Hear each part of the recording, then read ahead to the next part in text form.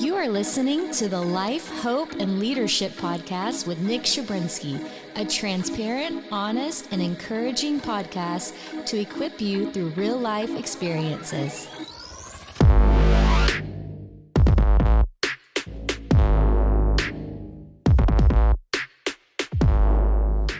Hey, thank you guys for jumping in on these Life, Hope, and Leadership podcasts with me, Nick Shabrinsky. I hope that you are enjoying the content that is coming out of each and every episode.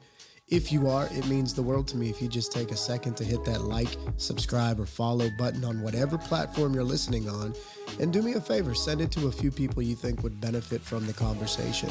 Also, don't forget that you can jump into the dialogue of each episode on the Spotify app by leaving comments about how you liked or disliked or whatever your takeaways were from each episode. So once again, thank you for being a part of the Life, Hope, and Leadership podcast community with me and all of those who are listening. So let's jump in to the next episode of Life, Hope, and Leadership.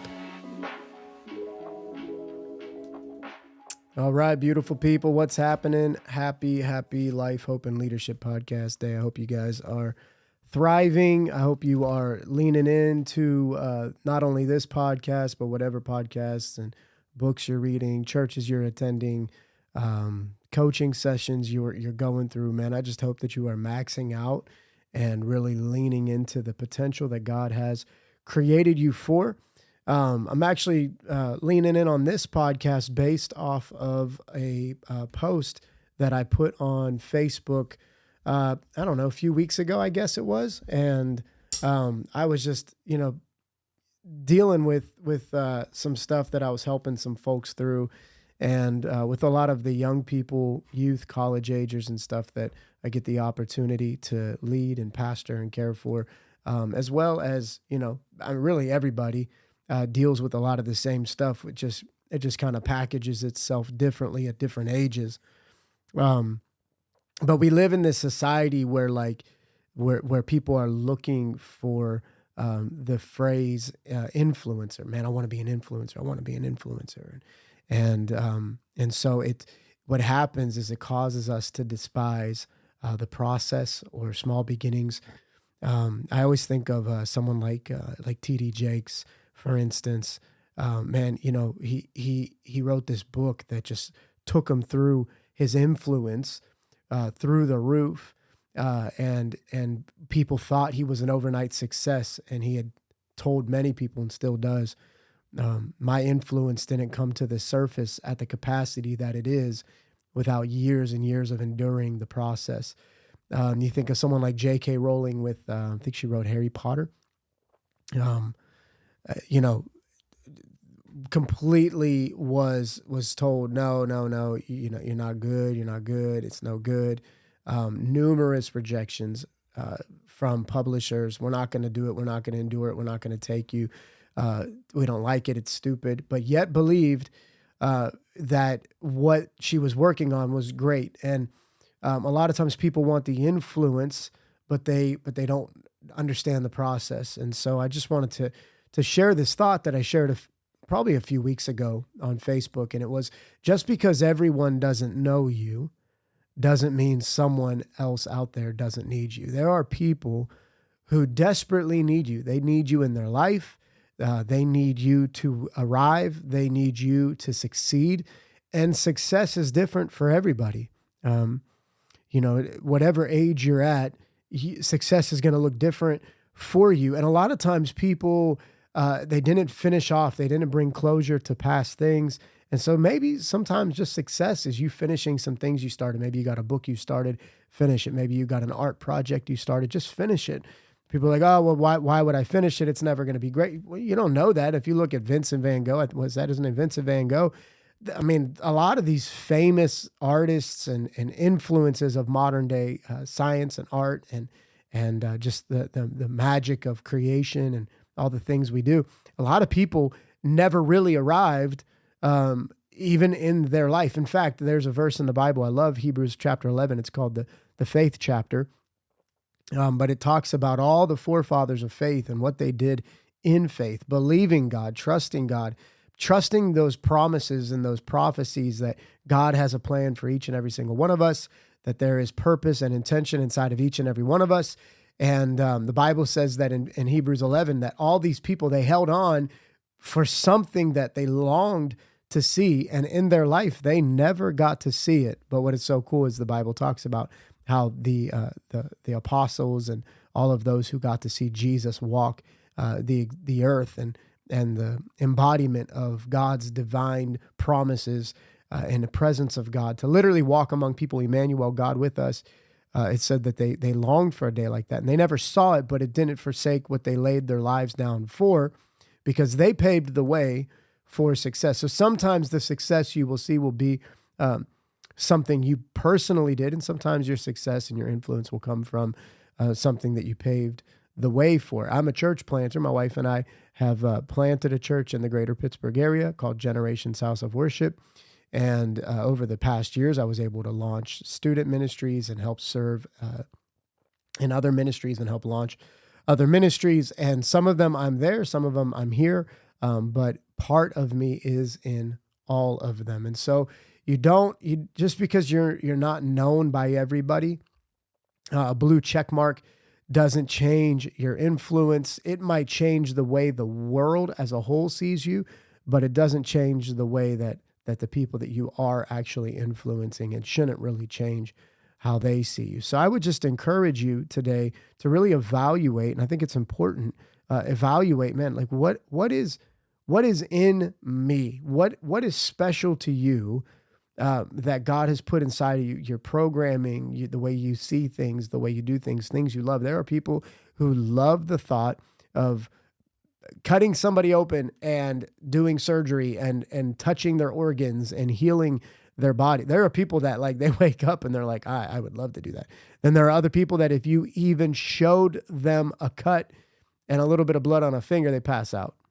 So that, it shows you that your programming is divinely connected to your purpose, and your purpose will develop your influence. And a lot of times the reason most people don't ever really experience the depth of the potential of their influence is because they never actually explored the depths of their purpose. And so part of your influence is discovering your purpose. And I want to put into light somebody from the Bible. And once again, if you're listening to this, you're watching this, and you're like, dude, I'm not a Bible thumper. It's all good, homie. Like, we can vibe. I promise you're going to get stuff out of this that will touch your heart. But I would just encourage you to realize I'm not a Bible thumper. I just got thumped by the Bible and it made sense. Search it out. Be that type of person who doesn't just answer a matter before they hear or see it out, but really look it out. And my prayer for you is that same way God touched my heart and helped me see his love for me, that he'd do the same for you. But there's a story of a homie in the Bible. His name was Joseph, in Genesis chapter 37. And pretty gnarly story, and honestly kind of a little bit of a depressing story, because you see the story of this guy named Joseph, and he was young, 17 years old, and he was having these dreams about being great, about being an influencer. And sometimes, and I want you to write this down, catch this, put this in your hard drive, be careful who you share tomorrow's dreams with while you're still learning and leaning into today. Be careful who you share tomorrow's dreams with when you're still in the process today, because the wrong voices can get you to abort the purpose or the dreams or the ambitions that God is stirring in you. And so Joseph, a knucklehead, let me see if I can even show you my Bible. I might be able to show you my Bible. Let's see if I can do this. Yeah, here we go. So it says right here, Joseph was a young man, 17. He was tending the flocks with his brothers. And man, he's out there, and all of a sudden, his dad loved him more than any of his other brothers, his other sons, Joseph's other brothers, because he had been born to him in his old age. So it's kind of like, hey man, you're my last shot at getting this thing right, at doing the best. Basically they probably grew up closer together because dad was probably home more. And so Joseph was young, and they really just got to have a deeper father-son relationship without all the work being there. And it said that Joseph had a dream. Joseph had a dream. And when he was told it to his brothers, they hated him. They hated him all the more. They said, listen to this dreamer. Listen to this dreamer. And they start getting frustrated with Joseph that, man, all you do is talk about this dream. And the dream showed the brothers, in retrospect, you can see kind of that it was the brothers, but in the dream, he's like, I saw these sheaves. They were bowing down to me. I was great. And the brothers are like, oh yeah, we're going to bow down to the baby brother. Man, you smoking crack, right? So they get all irritated.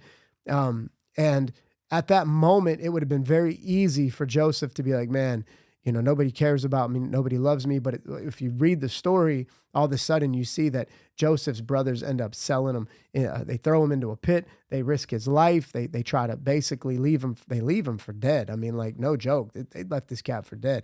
They were done with him.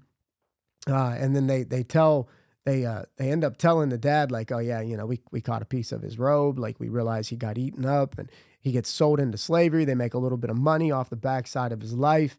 And the story just goes on and on and on. And remember, the Bible there's so many amazing historic facts that are proven outside of the Bible. So please, if you're listening to this, it's not just a story, it's his story, because it's his story. It's history because it's his story. But in that process, it's easy for you to be like, man, I have a dream. And the people closest to you go, that's stupid. Trust me.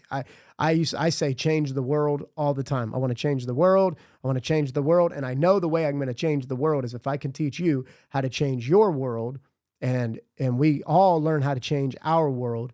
We know how to go into our jobs and change our jobs, change and impact our families, impact our finances, impact the way we see, the way we love people, the way we lead people, the way we care for people. The more and more that we grab a hold of our responsibilities and our influence and our immediate environments, then we can not only change our world, but together we can change the world. And somebody I really valued and respected and looked up to told me one time, why do you always talk about changing the world? That's much too big. Why don't you just focus on your local community? But what they didn't realize was I knew I couldn't change the world without changing my immediate environment. So I got real discouraged and I started backing off of saying change the world. Somebody told me one time, why you always talk about how much you love God, how much you love Jesus? Why don't you shut up about that? And I started backing off. And then I realized, wow, because other people don't value what I value, they're making me devalue what I value. And what I value gives me purpose. If you let other people discourage you from your passions, and they will not because they want to discourage you, but because a lot of people don't even have passion, because passion, once again, is directly attached to purpose. So when you discover purpose, all of a sudden, my wife, we had a piano and she didn't really see her purpose or its purpose, so she dabbled in it. But the more that she started discovering, wow, I have this gift in me to play, now she has passion to play it because she discovered, there's something special inside of her. When you start finding what God created you to do, and whatever you do in excellence brings the Creator glory. When you see someone who really knows how to drive a car, you don't just go, wow, look at the driver. You also go, wow, look at the car. It brings the manufacturer glory and it brings the driver glory. And see, Christians, they're kind of weird. They're like, oh, I don't, you'd be like, hey man, you did really good on that guitar play, at worship. Oh, it was all Jesus. I'm like, no, Jesus didn't practice that guitar for you. You bring him glory by using your gifts. When you go out and you do missions, when you go out and you organize a 5K for cancer awareness, man, you bring glory to your creator. You bring glory. You bless people. You impact people, and you're helping people. You have no idea. And be careful that you always want a measurable outcome. It's important to measure. It's important to look, but be careful that you emphasize success based only on or too much on measurable outcomes. If a farmer sows a seed, or let me put it this way, when my wife and I moved into the house we live in right now, there was a little peach tree outside. And that peach tree was really tiny, but within a couple of years of us living here, all of a sudden it started reproducing. And man, there was just peaches. I mean, too many peaches. And so I had reached out to the original owner and I said, hey, if you want some peaches, like, the tree's in bloom. And they said, wow, That's crazy. It never bloomed. It never produced fruit while we lived there. And I said, well, there's fruit now. So I'm so grateful that they didn't cut that thing down when it wasn't bearing fruit for them. But the next generation that owned this home was able to experience that fruit. And so when you know your purpose and you develop passion for it and you cultivate your purpose with passion, all of a sudden you start to develop your influence or your impact in the world. Next thing you know, I've got peaches everywhere. I'm giving peaches away. The tree since died during the pandemic. There was a drought. Anyway, I'm considering planting another one again. I didn't really like all the bugs that would come along when we couldn't catch all the fruit. But my point is, and let me just put it this way: the fruit on that tree became so excessive that it was too much for one person to bear. You have to develop your purpose and you have to develop your potential, because the worst thing that can happen is you fall into the category of an influencer without actually having the character to sustain the pressures there. One of my pastors often told me, you have to have the character to contain the gift that God has placed inside of you. And a lot of people don't want to develop the character. And that's why we see a lot of people get famous and then just turn into complete turd heads. They like all of a sudden, man, they get that NFL career, they get that pop career, they get that acting career, but they just didn't have the character or the integrity or the depth to be able to contain such influence. We see it happen in the church. People become influencers in Christianity. Next thing you know, they're falling off, the highest heights because they didn't have the right people around them. They didn't have the right character inside of them. They had the heart, they had the passion, and they had the purpose, but they didn't cultivate their gift. Well, what happens in Joseph's life, and it's a spoiler alert, but basically years and years and years go by, and in every season, he never lost sight that God put something in me. And if God put something in me, somebody else's life will be impacted by the fullness of yours. Somebody else's life is going to be changed drastically because you maximized yours and you didn't give up. And I want you to think about that. Write that down. Say it. Maximize my life and don't give up. Come on, say it. I'm going to maximize my life and I'm not going to give up. I'm going to maximize my purpose and I'm not going to give up. Jesus said something very profound. He said, blessed are those who endure till the end, for they shall be saved. Don't give up. I'm telling you, don't give up. I feel that in my core when I say that, because I know what it's like to want to give up. I know what it's like when people walk out the door that said they loved you and needed you and you impacted their life, and then all of a sudden they're nowhere to be found. And Jesus dealt with this. He goes, man, he's sitting there and he's teaching his disciples, and it says a bunch of them walk out the door. He looks at the rest of the homies that are around. He's like, you guys leaving me too? And they said, where are we going to go, man? We could go anywhere, but there's something about you that we need. You make us better. You're making somebody better. Yeah, everybody doesn't know you, but everybody don't need to know you. And honestly, most of the people that are known by everybody wish that there was a lot of places they could go where nobody knew them. Sometimes the thing you keep begging God for, the thing you keep crying out for, is the worst thing that could ever happen to you. So maximize where you are, maximize what you're doing, because what is worth, I mean, seriously, think about this. What's it even worth to get to the next level of your life if you haven't maximized where you are? It makes no sense whatsoever to start building the second floor of your home if you haven't even finished the first floor. It makes no sense to build an addition onto your home if you haven't already maxed out where you are. I have friends who I dearly love, and I remember they started, and they didn't have a lot of finances at the time. They were really just in love and working and trying to make a difference in the world, and then they started having kids, and the house didn't have the capacity, and they did everything they could do to squeeze that house to the fullest potential. And now they have a home that's big enough for them, and things have changed and seasons have shifted. But man, I was so proud of them to watch them maximize what God had given them. A lot of people want more, but they haven't done anything with what they got. And all that is, I just want to go back. People are searching. You're looking at how many friends do I have? There are things that I try to like get involved with, and they go, well, we can't use you because you're not an influencer. And I'm like, I don't know. I influence people. I like to impact people's lives. I love people. Like, no. When we look at your numbers, your YouTube, your Spotify, your Instagram, your Facebook, your TikTok, you're just not important enough.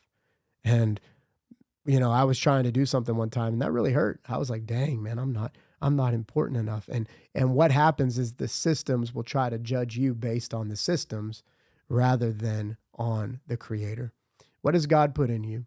What are you doing about that? How are you maximizing that?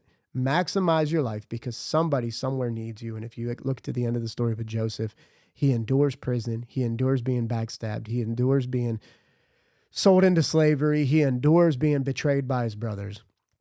He endures being set up and framed. He endures season after season. And when you get to the end of the story, he doesn't harbor bitterness. He doesn't harbor power and abuse of power. He doesn't harbor greed and all these other things. Eventually, at the latter part of his life, his family that betrayed him and sold him out was in a desperate, dire need for help. And the only place they could go happened to be the place that Joseph's faithfulness arrived him to. He ended up ruling and leading and governing a whole region and assisting the king over the whole area.